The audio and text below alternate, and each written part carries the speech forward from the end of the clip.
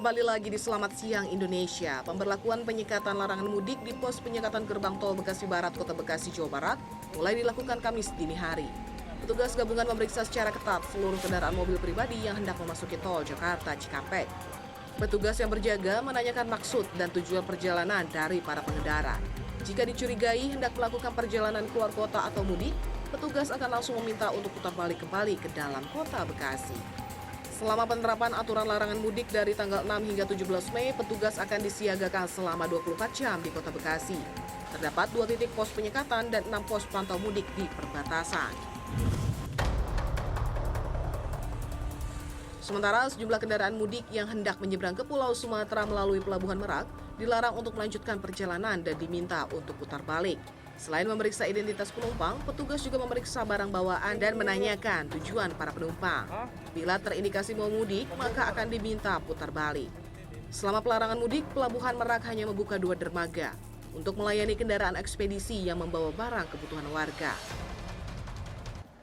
Ya, hari ini larangan mudik mulai diterapkan sampai tanggal 17 Mei nanti. Nah, banyak yang masih bingung, kenapa sih harus mudik dilarang? Kan sebelum mudik sudah diswab juga. Nah, biar nggak bingung ya, kita akan bahas bersama Kabid Pengembangan Profesi Perhimpunan Ahli Epidemiologi Indonesia dengan Ibu Mas Dalina Pane. Selamat siang, Ibu. Selamat siang, Ibu Lina, Mas ini kan menarik ya fenomena ini ya. Jadi kenapa sih harus mudik itu dilarang? Padahal sebelum berangkat atau sebelum mudik kan juga harus ada swab gitu, tes seperti itu, Bu.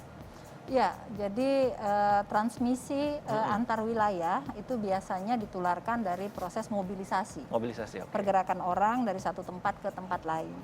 Kalau jumlahnya sedikit mungkin tidak jadi masalah, tetapi kalau jumlahnya sangat banyak sehingga susah untuk dikendalikan, itu yang menjadi masalah. Itu menjadi masalah? Ya. Oke. Nah, sudah ada bukti kalau melihat setahun terakhir biasanya angka kasus baru ya COVID-19 itu kan meningkat setelah libur panjang. Mungkin nggak ini terjadi lagi di tahun ini, Bu?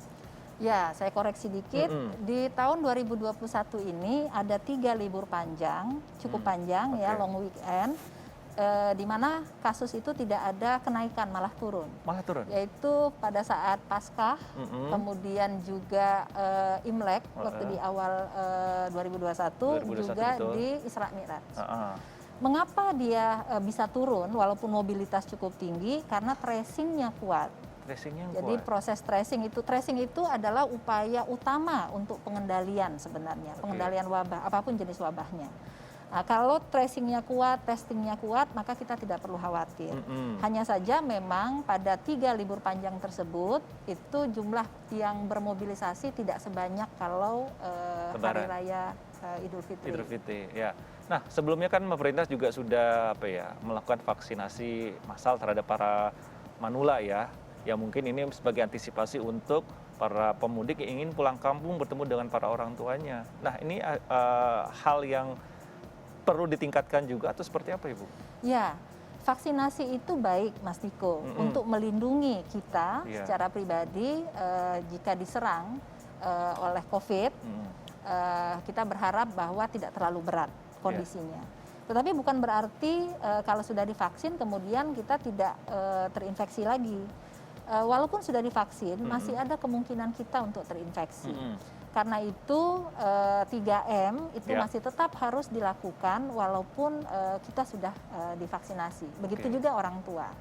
Pada orang tua walaupun sudah divaksinasi, kemungkinan kalau terinfeksi gejalanya akan menjadi lebih berat dibanding kita-kita yang masih muda. Masih muda.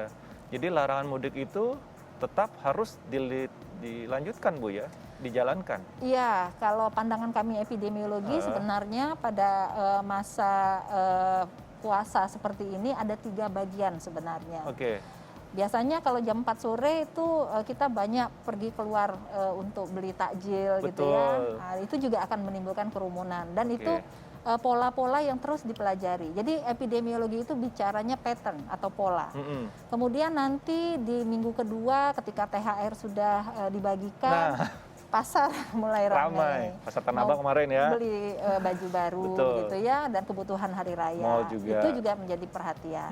Nah, yang ketiga adalah arus mudik. Jadi pesan kita kepada pemerintah bukan hanya mudiknya saja yang harus dijaga, tetapi juga yang 2 pertama tadi harus diperhatikan. Oh gitu. Nah, untuk para pemudik yang melanggar, apakah perlu dikasih sanksi, Bu? kita mengapresiasi para petugas kita saat ini karena sanksi itu tidak menyelesaikan masalah. Tindakan persuasi yang dilakukan para petugas kita di lapangan itu patut kita apresiasi. Persuasi, ya. Jadi pertama tentu harus diberi teguran dulu. Betul. Kemudian mereka kalau bisa kembali lagi.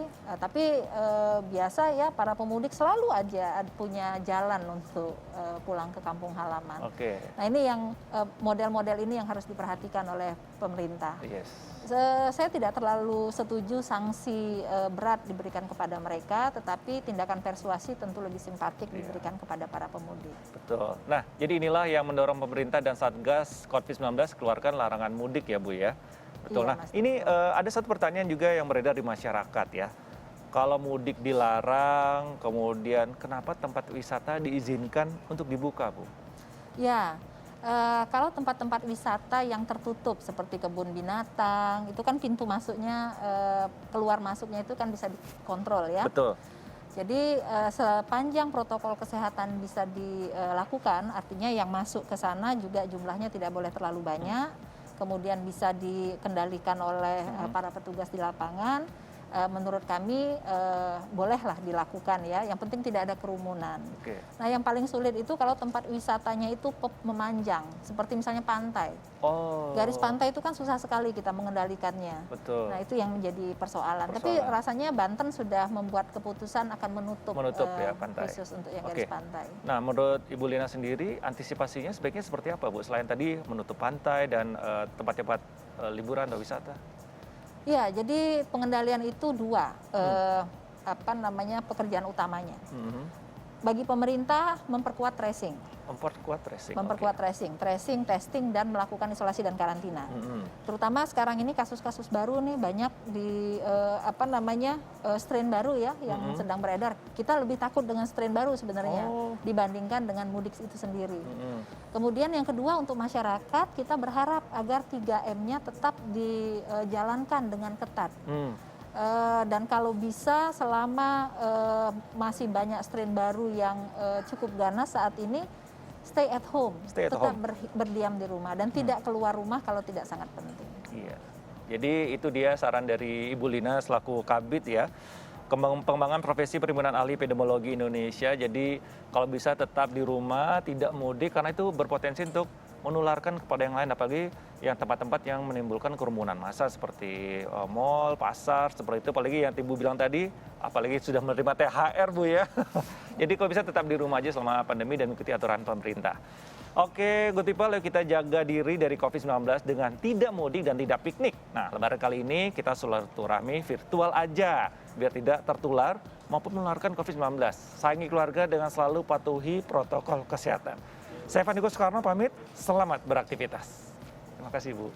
Terima kasih juga terus